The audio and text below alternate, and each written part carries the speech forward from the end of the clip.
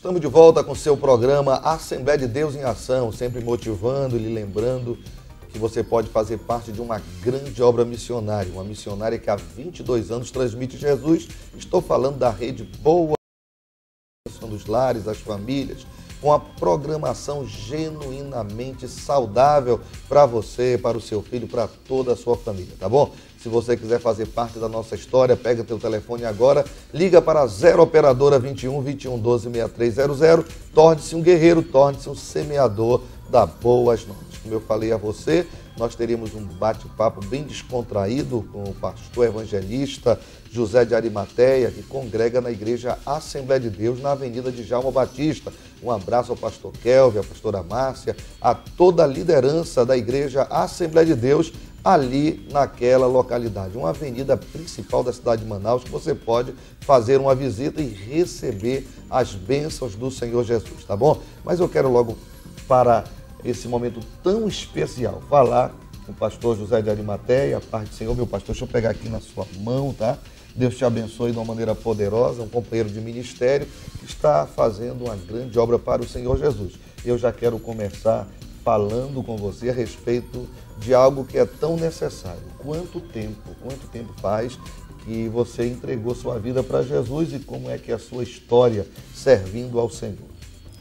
Entreguei a minha vida para Jesus lá no Nordeste, aos 8 anos de idade, 1978. Estou servindo a Cristo com muita alegria até os dias de hoje. Maravilha, coisa de Deus mesmo, né? Coisa de Deus. Você pode dar uma palavra aos nossos telespectadores sobre a sua experiência? Valeu a pena entregar a vida para Jesus e como é que tem sido esse momento sendo direcionado por Deus para grandes desafios e grandes conquistas? Deus é maravilhoso, nós só sentimos quando nós recebemos essa bênção gloriosa que é entregar a nossa vida para Jesus e deixar Cristo viver em nossas vidas. Isso é maravilhoso demais, isso é fantástico. Ser crente em Jesus Cristo, ter comunhão relacional com Ele é inexplicável. A cada dia que se passa, nós devemos aumentar a nossa intimidade com Deus, procurar essa intimidade até o ponto de chegarmos a ser amigos de Deus. José de Arimateia hoje, pastor evangelista, mas nos fale um pouco sobre esse percurso ministerial que lhe levou a estar neste lugar que hoje você desfruta diante da presença de Deus e diante dos homens também. É isso aí, Deus tem me honrado nesta cidade. A gente passa por dificuldades na vida, tudo é um processo, né? A vida de José foi assim, de outros homens de Deus foi assim. Nós passamos algumas dificuldades e hoje Deus ele tem nos honrado aqui no estado do Amazonas, aqui na cidade de Manaus, tem nos colocado em ambientes que nos possibilita entregar a palavra de Deus às pessoas que estão num nível elevado. E assim Deus tem honrado, tem feito maravilhas através de nossas vidas. Pastor, e já tivestes experiência como professor de escola bíblica dominical, superintendente da escola dominical, como líder de jovem? Fale um pouco aí dessa sua caminhada ministerial até chegar a ser um pastor evangelista. Já dirigimos algumas congregações na cidade de Manaus. Um local que marcou bastante na minha vida foi o antigo Hotel Amazonas, onde fui dirigente durante 4 anos ali. E ali nós fazíamos uma vigília na sexta-feira, que iniciou uma vigília com 8 pessoas. Com 3 meses a igreja já não cabia mais. Maravilha. Fomos professor de escola dominical e sempre envolvidos na obra, trazendo grandes pregadores também para fazer cruzadas aqui em Manaus, onde Deus tem operado grandes maravilhas e eu creio que continuará fazendo coisas bem maiores. Glória a Deus. Pastor, hoje você tem realmente feito uma grande obra para o Senhor Jesus na área da escrita. Deus está te chamando para um ministério como escritor para trazer revelações de Deus à sociedade, aos universitários, por que não dizer a igreja do Senhor Jesus aqui na face da terra. Nos fale como foi que surgiu esse chamado. Olha, Deus ele falou muito forte ao meu coração. E eu precisei realmente ouvir e obedecer essa voz e escrever um livro com o título A Hierarquia do Mal e o Sistema. E grandes teólogos que têm tido acesso a esse livro, eles têm falado pela mesma boca e dito: havia uma lacuna na literatura evangélica acerca deste assunto, um assunto fundamental, importante, que vai buscar as origens das coisas, trabalha a questão do passado, do presente e vislumbra uma possibilidade de futuro em relação ao tema deste livro. Se alguém desejar adquirir este livro, pode encontrar em qual livraria ou quais as livrarias? Já existe no Shopping da Bíblia, na Livraria Cristã e aqui na Livraria do Canaã, Semear, né?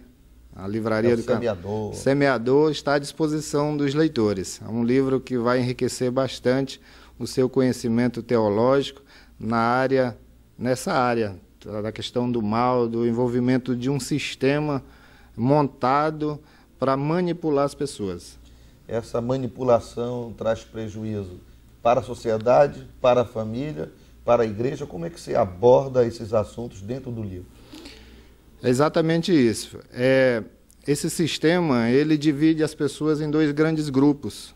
Para um lado, ele coloca os céticos, aqueles que não acreditam em Deus, não acreditam em nada. Para um outro lado, ele coloca aqueles que são capazes de acreditar em qualquer coisa. Porém, os dois grandes grupos vão para a mesma direção, que é para a perdição. Então, esse livro vem exatamente esmiuçando todas essas questões de como nós devemos nos comportar diante de Deus, à luz da Bíblia, para que não sejamos envolvidos e enganados. Como é que o pastor vê a aceitação desse livro diante da sociedade? Olha, é um livro que, na primeira edição, nós fizemos 1.450 cópias, e ele vendeu todas as cópias, e chega diariamente testemunho de pessoas que se converteram lendo o livro, porque eles se encontraram inseridos neste processo do sistema. E aí eles decidiram não querer mais ser manipulados por esse sistema, mas sim orientado e guiado pelo Espírito Santo, pela Palavra de Deus, que é o que nós devemos fazer e aceitar e absorver em nossas vidas. Você me falou de alguém que saiu de um outro país e lhe procurou para falar a respeito da importância desse livro para a sua vida. Como é que foi isso? Exatamente. Nós trabalhamos por meio da mídia também, no Facebook, nas redes sociais, divulgando as mensagens deste livro. E teve uma pessoa que teve acesso lá no Japão desta mensagem, e ela me procurou via online para conversar comigo, e eu dei as devidas orientações à luz da Bíblia, e naquele momento aquela pessoa estava passando por uma situação degradante. Estava até pensando em dar cabo de sua vida. E quando Deus começou a me usar para a glória do nome dele, nós evangelizamos aquela pessoa e ela se converteu, aceitou Jesus como Salvador. Ela ficou tão grata a Deus por esta situação que ela pegou um avião lá do Japão e veio a Manaus agradecer, sentou lá no meu escritório e começou a chorar e dizer: Deus existe. Glória a Deus, que maravilha, né? Coisa extraordinária. Pastor, o senhor aborda também sobre as mídias digitais, e esse mesmo recurso midiático pode ser utilizado também para a libertação, para a cura, para a salvação de milhares de pessoas. Qual o conselho que o senhor daria para o povo de Deus, a igreja do Senhor Jesus, ou aquelas pessoas bem intencionadas que querem o melhor? Olha, esse sistema ele é homogêneo e progressivo. Ele é homogêneo porque ele vai entrar elementos espirituais e materiais, elementos físicos, tocáveis e intocáveis. E ele é progressivo porque, na medida do possível que vão se passando os séculos, vão se acrescentando novas ferramentas ao sistema. O sistema ele é composto pelas ferramentas de segmentos da sociedade. Ou seja, tudo que as pessoas precisam para sobreviver ou de alguma forma estejam envolvidas. E a mídia é uma das ferramentas do sistema. Vale ressaltar que algumas das ferramentas elas só são do mal quando são mal utilizadas. A exemplo da espada de Golias, quando estava na mão do gigante, perseguia o povo de Deus, era uma espada, uma ferramenta do mal. Porém, quando mudou das mãos de Golias, passou para a mão de um servo de Deus, ela passou a ser uma ferramenta que perseguiu o mal, que derrotou o mal. Então, a mídia mal utilizada, ela é como ferramenta do mal. Exemplo de novelas, de alguns desenhos animados, filmes e etc. Nós precisamos estar bem alerta, porque a palavra de Deus é bem taxativa. Nós precisamos nos orientar pela palavra de Deus, nos alimentar da palavra de Deus. A Bíblia diz que o coração fala, a boca fala do que o coração está cheio, né? Se o nosso coração está cheio de Deus, das coisas de Deus, do Espírito Santo, é de Deus, do Espírito Santo que iremos falar. Mas se a nossa vida está cheia de orientações, de programas pervertidos, programações que não é lícito para um crente assistir, então é complicado. É bom que nós possamos avaliar cada item. Esse livro, o primeiro livro que você escreveu, ele também pode ser utilizado em outras áreas, como filosofia, psicologia.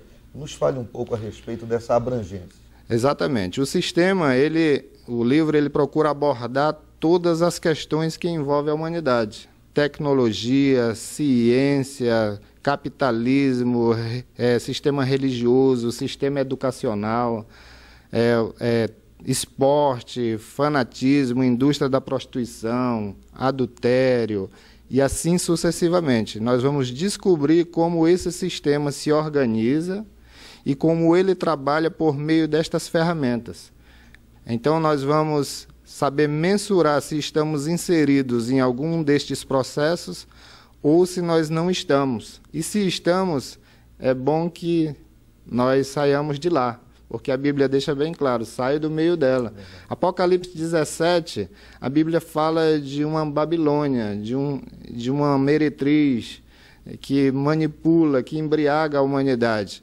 Então, o que a Bíblia chama de Babilônia, eu chamo de sistema, é a mesma coisa. É um comando do mal centralizado em culturas, em segmentos da sociedade, tentando destruir a humanidade. Satanás trabalha com dois propósitos. O primeiro propósito é o exercício do poder e adoração a ele próprio, e ele transmite esse desejo para muitas pessoas.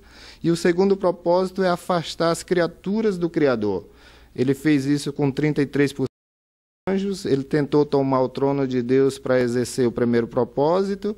O segundo propósito, ele afastou as criaturas de Deus, que eram os anjos, e ele trabalha agora por meio das ferramentas para colocar essa cultura decadente também na vida dos seres humanos. Já temos aí em mãos o sonho de mais um livro e o seu lançamento. Nos fale um pouco o tema deste próximo livro e a sinopse dele, o que nós podemos encontrar no contexto e qual a mensagem que ele vai, com certeza, abençoar milhares de vidas. Exatamente, é o segundo livro que vai ser lançado em breve, Os Segredos do Homem Invisível, onde possibilita você se conhecer melhor. Eu diria que nós nos conhecemos 20%, mas esse livro nos possibilita nos conhecer melhor. Um livro que aborda questões antropológicas, psicologia, filosofia cristã e etc. Quando nós analisamos a criação, no primeiro e no segundo dia, Deus criou as coisas de cima. No terceiro dia, Deus criou as coisas de baixo. No quarto dia, Deus cria as coisas de cima. No quinto dia, Deus cria as coisas de baixo. E no sexto dia, ele faz o homem. Ele faz aquele objeto inanimado, usa ingredientes da matéria, amassa aquele barro, faz o homem, e de dentro dele ele coloca o espírito de vida, o pneuma, aquilo que deu vida ao corpo. E o contato do espírito com a carne surge um terceiro elemento chamado alma. Então esse é o homem invisível, a questão espiritual do homem é o homem invisível. Então, o homem é composto por corpo, alma e espírito. Isso o homem é afastado de Deus. Mas o homem restaurado ao estado original, como era Adão, ele passa a ser espírito, alma e corpo. Você pode conferir em 1 Tessalonicenses 5:23. E o espírito, alma e corpo estejam plenamente conservados e irrepreensíveis para a vinda do nosso Senhor Jesus Cristo. Quando Deus coloca o homem no jardim do Éden, ele estabelece um padrão de conduta perfeito para o homem. E aquele homem era feliz e era visitado por Deus todos os dias. Mas no dia que ele pecou, que abriu uma das portas da alma, que o livro trata das 5 portas da alma, e ele abriu portas da alma e ele pecou contra Deus, ele se afastou de Deus. E Deus desce na viração do dia à procura de Adão.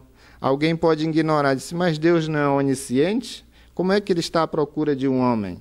Pois é, Deus estava à procura de um verdadeiro adorador. Deus estava à procura de um homem que ele havia estabelecido um padrão de conduta perfeito. Ele não estava à procura de um homem desprovido de roupas espirituais. Ele estava à procura de um homem que tinha comunhão relacional com ele. Um homem que ele fez para adorar a Deus. E ele não encontrou aquela característica mais. Maravilha. Quando é que vamos ter em nossas mãos este exemplar, o exemplar desta, com certeza, bela literatura? Possivelmente no mês de agosto, agora de 2015, nós teremos essa literatura que certamente vai impactar vidas. Entendeu? É um livro com bastante teologia, com bastante conteúdo bíblico e que vai nos possibilitar grandezas espirituais, tudo para a glória do nome do Senhor. Deus está fazendo coisas maravilhosas em torno destas literaturas. A Bíblia diz que nós não devemos nos gloriar, mas se alguém quiser que se gloriar, que se glorie no Senhor. Então eu atribuo a Deus tudo isso, todo esse sucesso, toda esta bênção, aos pastores que estão adquirindo, aos irmãos, às pessoas em geral. Qual a palavra que você daria aos nossos telespectadores para que possam realmente serem motivados a adquirir esses 2 exemplares? O primeiro livro é A Hierarquia do Mal e o Sistema. E o segundo? Os Segredos do Homem Invisível. O Segredo do Homem Invisível. O Segredo do Homem Invisível ainda vai ser lançado. Qual seria a palavra que você libera para o coração do nosso telespectador? Procurar mudar os nossos conceitos. Vamos voltar-se para Deus em espírito e em verdade. A palavra de Deus diz claramente, se nós ressuscitamos com Cristo, vamos buscar as coisas lá do alto, cima. Mateus 6,33 diz, buscai primeiro o reino dos céus e a sua justiça, e as demais coisas vos serão acrescentadas. Quando nós buscamos Deus em primeiro lugar, as demais coisas nos são acrescentadas automaticamente, porque Deus ele está enxergando as nossas necessidades. Ele fez isso com Adão. Quando fez Adão, Adão não tinha uma esposa, mas Adão continuava íntegro e puro, obediente a Deus. E Deus enxergou a necessidade de Adão em ter uma esposa e providenciou uma esposa para Adão. Então ele buscou primeiro a Deus e Deus providenciou para encher as suas necessidades.